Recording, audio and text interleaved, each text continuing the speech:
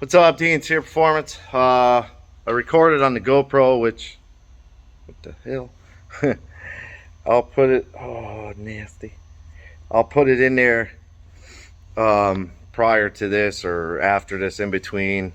Yeah, I'll put it after this little part. But on the Escalade today, this is Duramax swap shop truck. This is my truck, my wife's truck. But I'm going to drive it around for a while and use it to tow my truck and whatever else needs to be towed. So yeah,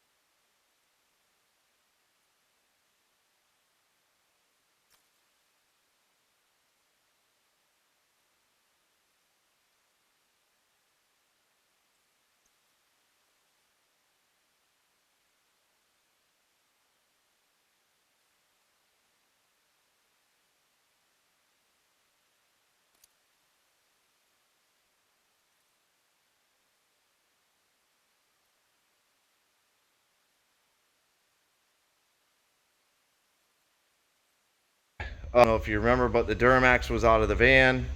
I'll try and put a picture in there. And it was sat on the floor right there, which it's no longer sat on the floor right there. So my sweet Harbor Freight gantry with a little electric winch and a little wheel that I had to make, which, you know, kind of went bye-bye. It's there, but it's crushed. But I had to make that because it kept tilting the winch up and would hit the safety. The cable would hit that little safety and shut the winch off. So this is a heavy motor, and you can see there's nothing on the winch because it is actually in the truck. And it's got plenty of room. Now mind you, that padding is kind of okay, so I don't know why it won't let me turn the light on, which is cool. So now I gotta find, there it is. So that padding you can kind of see is drooped down over the years. It's just taking a beat and a couple motors in and out. So the motor's a little bit off tilt. It's sitting on the jack right now because the front of it's got to come up a little bit, which I'll use the gantry up on the lift once I get the truck up on the lift, because I'm gonna have to make the motor mounts. You can kind of see I have one of the motor mounts there, and you can see the dual, like the tubes where the plate bolts to that holds that bucket is nowhere near. So I'll probably try to cut that piece off the frame and bring it forward so that it's kind of a factory style look. On that side, not so hard. This side, mind you, the motor has to go quite a ways toward the passenger side. It's probably 3-4 inches scooted toward the driver's side, so it's got to get pushed over that way a bunch. But God, I like freaking out the light here. But this side, you can't really see it down in there. Was like, it might line up, but I'm not sure until I get the motor scooted over and kind of get it situated in there where it needs to be. Let's see if we could rock it over a little bit. Yeah, maybe not. But yeah, so whatever. It's in. That's the big thing. There's plenty of room for the downpipe. It hits the transmission, what is it called? Dipstick. Hits it right there. Not a big deal. But the two lines, the transmission lines, I'll have to take them off and reroute them. And it's bolted to the transmission right now, which is friggin' awesome. It's kind of my goal for today. So I'm actually getting out of here. I just wanted to make a quick video, and this is what's here right now. Plus, hiding back there, you can kind of see a glimpse of it, is the silver C5. It is over here. And the motor is 99% assembled.